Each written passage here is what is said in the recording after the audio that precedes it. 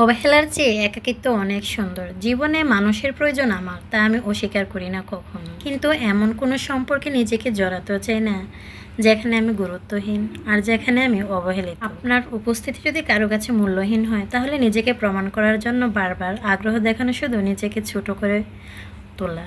আর নিজেকে এভাবে আমি কখনো ছোট করতে চাই না। আপনার একাকিত্ব তখনই সুন্দর হবে যখন সেটা সম্মানের সাথে জড়িত। বিসমিল্লাহির রহমানির রহিম। আসসালামু আলাইকুম। সুমিস ডেইলি লাইফস্টাইলে সবাইকে স্বাগতম। কেমন আছেন সবাই? একা একা থাকতে থাকতে না এখন আর নিজেকে একা মনে হয় না। আমার মনে হয় আমার জীবনটা এভাবেই কাটাতে হবে। আর এখন সময় ভোর ৫টা। ছেলে মেয়েদের জন্য টিফিন বানাতে এসেছি। ফজর নামাজ পড়েছি, পড়ে টিফিন বানানোর জন্য চলে আসলাম। প্রতিদিন না মায়েদের একটাই রুটিন থাকে, সকালবেলা বাচ্চাদেরকে ঘুম থেকে ওঠাও, রেডি করাও, স্কুলে নিয়ে যাও, টিফিন বানাও, রান্না বান্না করো। যারা আমরা বাসায় থাকি বা বাইরে কোনো কাজকর্ম করি না, তাদের কিন্তু এক সেমই রুটিন। তো এগুলো করতে করতে একটা সময় খুব ক্লান্ত মনে হয় নিজেকে। মনে হয় যদি আমাকে কেউ একটু হেল্প করতো, কেউ যদি একটু সাপোর্ট করতো, তাহলে না খুব ভালো হতো, আমি একটু রেস্ট পেতাম।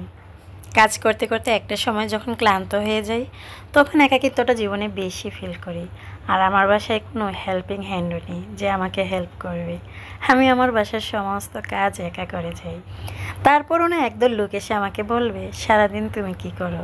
সারাদিন তো রান্নাবান্না ছাড়া আর কিছুই করো না। আসলে তাদেরকে না কখনো বোঝানো যায় না, যারা না বোঝে যে সংসারে সারাদিন শুধু রান্নাবান্নাই থাকে না। আর আমার মতে রান্নাবান্নাটা শেষ হয়ে গেলে কিন্তু অর্ধেক কাজ শেষ হয়ে যায়। আমার মতো কোন ভাই বোনেরা একমত আছেন? আশা করি কমেন্টস করে জানাবেন। আমার জীবনটা না খুবই নড়বড়ে। ব্যক্তিগত জীবনে বিভিন্ন সমস্যা নিয়ে দিন পার করতেছি। কখনো ভিন্ন কোনো চাপে, কখনো পরিস্থিতির চাপে, কখনো মানসিক চাপে, আবার মস্তিষ্ক ক্ষতবিক্ষত হয়ে আছে। তবু কেউ যখন আমাকে জিজ্ঞাসা করে, কী অবস্থা, কেমন আছো? উত্তরে আমি সব সময় বলি, আলহামদুলিল্লাহ, আমি সব সময় ভালো থাকি। এর কারণ আমি যতটুকু বুঝতে পেরেছি, আমার খারাপ পরিস্থিতিতে এই দুনিয়া কারো কিচ্ছু আসে যায় না। আর আমার দুর্বলতাগুলো যদি আমি মানুষের কাছে আরও বেশি শেয়ার করি, তখন ওই মানুষটা না আমার দুর্বলতার আরও সুযোগ নেবে। জীবনে কখনো যে পরিস্থিতিতে থাকুন না কেন, কষ্টে থাকুন আর ভালো থাকুন, কখনো আপনি মানুষের সাথে শেয়ার করতে যাবেন না। আর আপনার দুর্বলতাটাকে কখনো মানুষের কাছে শেয়ার করবেন না। কারণ কি জানেন, মানুষ না সুযোগ বুঝে ওই দুর্বলতার জায়গায় আপনাকে আঘাত করতে একবারও ভাববে না।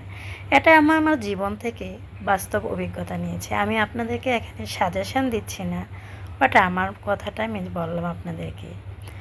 তো সবার কাছে একটা রিকোয়েস্ট, সবাই প্লিজ আমার চ্যানেলটি সাবস্ক্রাইব করে আমার পাশে থাকবেন। আর আমার ভিডিওটা আপনাদের কেমন লেগেছে আশা করি কমেন্টস করতে কিন্তু ভুলবেন না। সবাই যে যেখানে থাকবেন ভালো থাকবেন, সুস্থ থাকবেন। আবারও দেখা হবে নতুন একটি ভিডিওতে।